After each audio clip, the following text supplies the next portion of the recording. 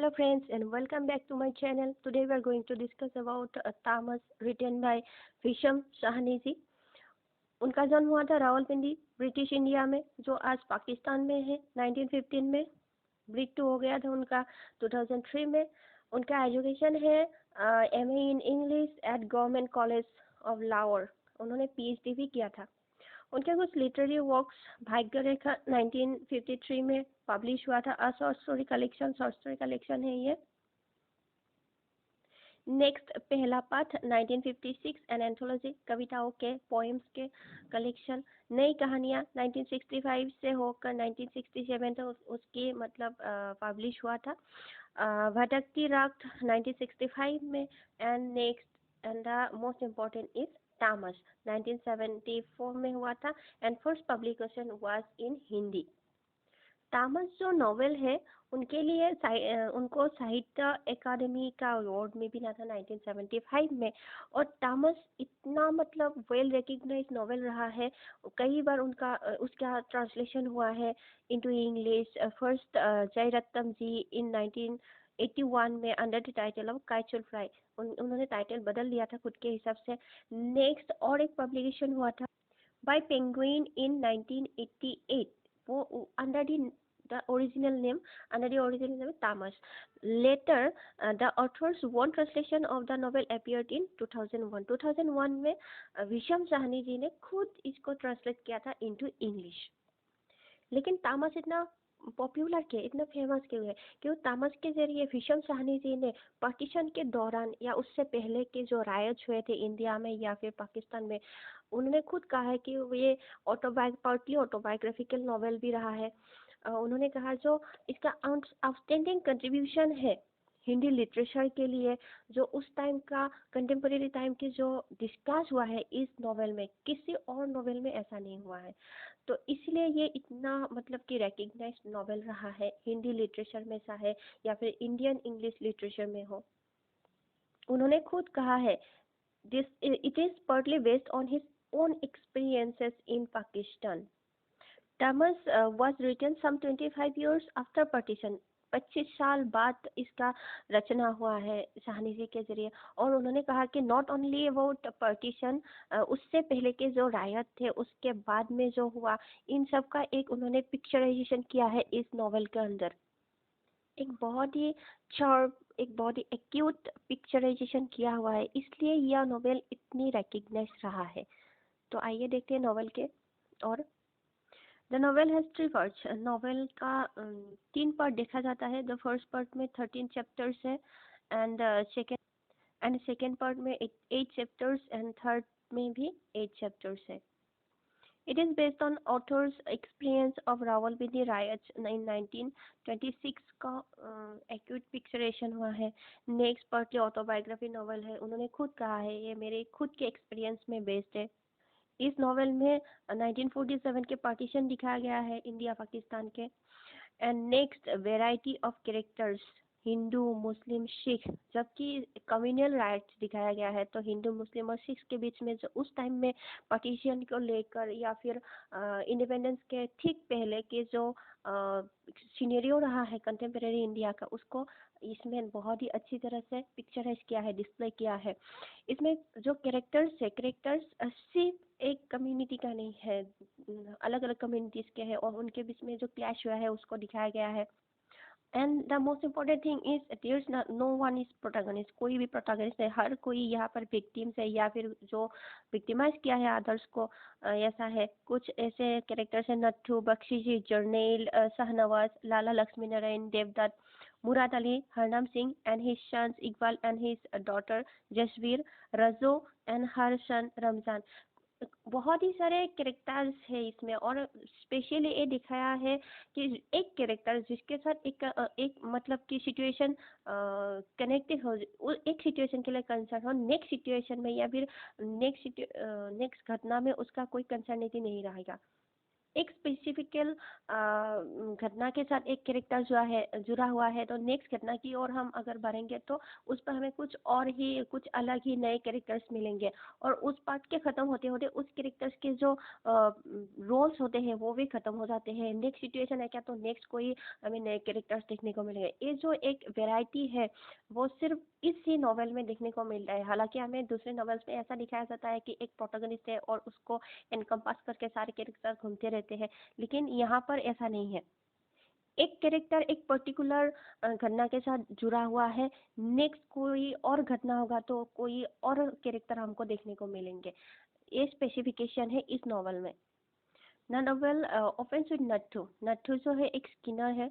Skinner means जो लोग जानवर या कुछ जानवरों के स्किन जो है पुल आउट करते हैं उसको स्किनर कहते हैं।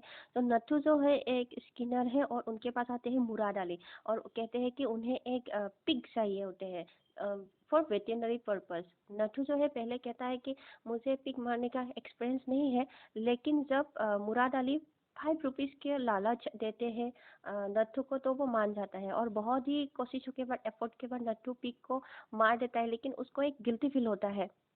और कुछ टाइम बाद कुछ लोग आके वैन में पिग ले जाते हैं, तो वो कन्विंस हो जाता है कि हाँ ये सिर्फ और सिर्फ वेटेनरी पर्पस के लिए ही लिया गया है। लेटर हमको मालूम होता है कि वो जो पिग था वो किसी मॉस्क के फ्रंट में, मॉस्क के द्वार में हमें किसी किसी कोई आके फेंक जाता है, तो वो हमें बाद में पता चलता है। उसके बाद दिखाया गया है कि कांग्रेस पार्टी के प्रभात फेरी स्टार्ट होता है, और वहाँ पर जो लोग होते हैं Mehta ji president of Congress district Congress committee, Bakshi ji secretary of district Congress committee, Ashish Kashmiri Lal, Shankar, master Ramdas who led the singing and Jarnail middle age Sikh, वो एक मिडिल एज सिख है, was financially devoted to the cause of freedom and was ever ready to make speeches. जो ये लोग यहाँ पर इकट्ठे होते हैं प्रभात फेरी के लिए, लेकिन उनके बीच का जो कन्वर्सेशन है तो ज़्यादातर एक दूसरे को जो टॉन्ट कर रहे होते हैं, एक दूसरे को पुल कर रहे होते हैं। नेक्स्ट जो मोशन है वहाँ दिखाया गया है नथु जो है रात को इतना मतलब कि उन्होंने उसने कोशिश कर करके पिक को उसने मर्डर किया, तो अभी जो सुबह के टाइम में रास्ते पर वैसे ही घूम रहा होता है, तो उसको दिख जाता है जो मुस्लिम लीग के एक्टिविस्ट होते हैं और कांग्रेस के एक्टिविस्ट होते हैं उनके बीच में जो कन्फ्रंटेशन हो रहा है वो दिख जाता है। उसके बाद चैप्टर 4 में हमें दिखाया गया है रिचर्ड जो कि एक डेप्यूटी कमिश्नर डिस्ट्रिक्ट के है, और उसकी वाइफ लीजा। तो रिचर्ड इंडियंस के टुवर्ड्स जो उन लोगों का पॉलिसी रहा है वो समझा रहा होता है लीजा को। रिचर्ड जो है उसको इंडियंस से इतना कुछ लेना देना नहीं होता है, लेकिन लीजा जो है उसे करेक्ट करती है, उसे समझाती है कि इंडियंस के टुवर्ड्स भी हमें कुछ करने करने की इच्छा रखनी चाहिए। वो कहती है सॉरी रिसर्च कहता है कि जो हिंदू और मुस्लिम लोग हैं, कम्युनिटीज़ के लोग हैं इंडिया में, वो वैसे तो हमारे अगेंस्ट ब्रिटिशर्स के अगेंस्ट लड़ते हैं फ्रीडम के लिए, लेकिन आपस में लड़ते हैं हिंदू और मुस्लिम के नाम पर, अपने जात पात के नाम पर, अपने भाषा के नाम पर खुद में लड़ते रहते हैं। ये सब समझा रहा होता है रिसर्च लीजा को। लेकिन लीजा जो है वो करेक्ट करती है कि ब्रिटिशर्स खुद है जो कंपेल कर रहे हैं हिंदू और मुस्लिम्स को खुद के बीच लड़ाई करने के लिए, वैसे तो वो खुद नहीं लड़ रहे हैं। उसके बाद दिखाया गया है कि जो जो कांग्रेस एक्टिविस्ट होते हैं वो कंस्ट्रक्टिव वर्क में मुस्लिम मोहल्ले में बहुत ही एक्टिव रहा है, बहुत ही एक्टिवली पार्ट ले रहे हैं, और जो बख्शी जी है और जर्नेल जो है वो जो पिक मॉस्क के द्वार में रखा हुआ था उसको रिमूव करते हैं बख्शी जी और जर्नेल मिलके। जो पिक रखा गया था मॉस्क के एंट्रेंस में उसके वजह से बहुत ही थोड़ा गर्मा गर्मी माहौल हो जाते हैं, तो हिंदू जो है इकट्ठे हो जाते हैं सेल्फ डिफेंस के लिए। जो रणवीर है, रणवीर के इनिशिएशन पर। रणवीर कौन थे? रणवीर थे 15-year-old सन ऑफ लाला लक्ष्मी नारायण। लाला लक्ष्मी नारायण के 15 साल का बेटा था रणवीर। तो इस मीटिंग में जो मीटिंग होता है हिंदूज के, सिख जो कमिटी है उनको भी इनवाइट किया जाता है, तो वो लोग भी आते हैं, ज्वाइन करते हैं, और वहाँ पर डिस्कशन होता है अगर मुस्लिम अटैक कर दे तो कैसे खुद को सेल्फ डिफेंस करेंगे। तो वहाँ पर कुछ लोग ऐसे हैं जैसे कि लाला लक्ष्मी नारायण, वानप्रस्थ जी ये सब कहते हैं कि अगर अटैक कर दे तो हम ऐसे ऐसे हेल्प करेंगे, 200 लाठीज देंगे, ऐसा कुछ देंगे, तो कृपान देंगे, ड्रैगा देंगे, नाइम्स देंगे। तो ऐसा कुछ जो कंट्रीब्यूशन रहेगा वो उसका मतलब कि स्कीम वहाँ पर बनी हुई होती है। जो उस टाइम पर एक माहौल सा छा गया था कि रायत हो रहे हैं, रायत होंगे। तो जो सिटीजन्स है वो डेप्यूटी कमिश्नर को अपील कर रहे हैं कि हमें सिक्योरिटी मिलनी चाहिए, हमें पीस चाहिए, तो हमें पीस का जो एक सिचुएशन क्रिएट करके दीजिए। तो वो लोग जाके सिटीजन जाके डेप्यूटी कमिश्नर को अर्ज करते हैं पीस के लिए। और यह जो डेलीगेशन था ऑर्गेनाइज किया गया था, बख्शी जी और हयात बख्श ऑफ मुस्लिम लीग, उन लोग जाके डेप्यूटी कमिश्नर को मीट करते हैं। रिसर्च जो डेप्यूटी कमिश्नर होता है वो इंश्योर करते हैं लोगों को कि पीस जरूर होंगे और रायट्स नहीं होंगे। वो कहते हैं कि इसका जो पार है वो नेहरू के हाथ में है, लेकिन हयात बख्श कहते हैं कि अगर पुलिस अलर्ट रहेंगे तो रायत नहीं होंगे, जो सिचुएशन है वो अंडर कंट्रोल रहेंगे टाउन के। नेक्स्ट चैप्टर में दिखाया गया है जो जनरल एटमॉस्फेयर इन शिवाला बाजार केम एंड स्टेबल। एक्चुअली ऐसा दिखाया गया है जो जनरल एटमॉस्फेयर है, शिवाला बाजार हो या फिर पूरे भारत का हो, वैसे ही स्टेबल ही थे। लेकिन जो हमारे कुछ एग्रेसिव लोग हुआ करते थे उस टाइम पर, उनके वजह से सिचुएशन जो है बिगड़ता जा रहा था। और लास्ट में ऐसा ही हुआ कि रायट सच में हो गया था। लाला लक्ष्मी नारायण जो है उसको एंजाइटी हो रहा था कि उन जो फैमिलीज है मुस्लिम मोहल्ले में वो कैसे होंगे। एक्चुअल में ऐसा कुछ था नहीं, जो आम जनता थे, जो कॉमन पीपुल थे, वो बहुत ही खुशी में रह रहे थे। हालांकि सब में टेंशन थे कि क्या होंगे अगर रायट होंगे, लेकिन कुछ कुछ एग्रेसिव नेताओं के वजह से जो रायट हुआ था वो, जैसे कि किसी ने वेटरनरी पर्पज के को कह के जो पिक था वो ले जाके मॉस्क के एंट्रेंस में रख दिया। वो सब कुछ मतलब कि इंटेंशनल था। नट्ठू जो था उसे अब गिल्ट फील हो रहा था। उसको पता था जो पिग उसने मारा था, मर्डर किया था उसका, तो वो ही पिग है जो मस्क के एंट्रेंस में रखा हुआ था। तो उसको डर लग रहा था। उसने सारी घटना जो है अपनी वाइफ को बता दी कि ऐसा ऐसा हुआ। वो खुद को कोस रहा था कि मैं क्यों मुराद अली से मिला। जब रायत शुरू हो गया तो नट्ठू बहुत ही डिस्ट्रेस में था। इवेंचुअली रायत बिगिन हो गया और उसके वजह से जो सिटी थे उसका बहुत ही खराब हालत हो गया था। रायत की वजह से पूरा का पूरा देश बहुत ही तहस नहस हो गया था। Nawaz escort Lala Lakshmi Narayan and family to safety. तो इसमें कुछ ऐसा भी सिचुएशंस दिखाया है लेखक ने कि जो हमारे जनरल मेंटालिटी है कि अगर मुस्लिम है तो हिंदू को मारेगा ही, अगर हिंदू है तो मुस्लिम को मारेगा ही। तो ऐसा कुछ नहीं था। एक्चुअल में कुछ ऐसे भी लोग होते थे जो मुस्लिम होकर भी अब हिंदू फैमिलीज को सेफ्टी दे रहे थे, सेव कर रखे थे। हिंदूज होके भी मुस्लिम फैमिली को सपोर्ट कर रहे थे, अदर हिंदूज से उसको बचा रहे थे। तो कुछ ऐसे भी इंसिडेंट्स दिखाया गया है इस नॉवेल में। कॉमरेड देवदत्त जो है वो जो रायत के जरिए तहस नहस हो गया था सिटी, उसमें उन्होंने पीस लाने के लिए बहुत ही एफर्ट किया। कांग्रेस मुस्लिम लीग दोनों ही मिलके मीटिंग। और जो जर्नैल था वो स्पीच देते हुए पीस के लिए अर्ज करते हुए उनको किसी ने गोली मार दी थी और उसकी हत्या कर दी थी। पार्ट 2 में हमें दिखाया गया है Harnam Singh and his wife Banto live there home and hurt.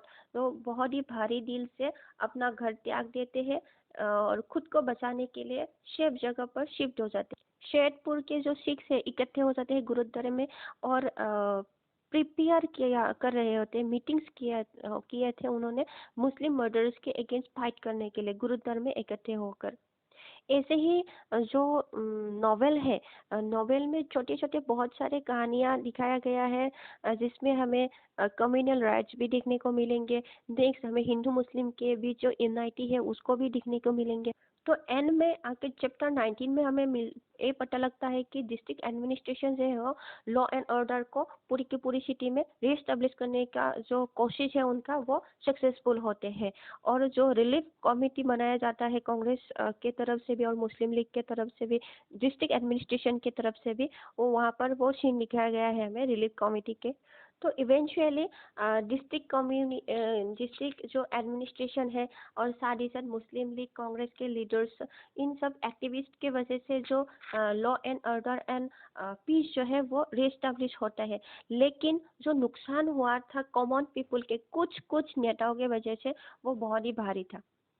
तो ऑल ओवर द नॉवेल हमें ये देखने को मिलता है कि जो पटिशन के वक्त था या फिर कुछ उससे पहले के 25 साल पहले से ही जो हमारे अंदर जो डर लग रहा था कि पटिशन होंगे तो रायट्स होंगे, कम्युनियल रायट्स होंगे, तो वो कुछ लोगों के भड़काव के वजह से प्लेस हुआ था।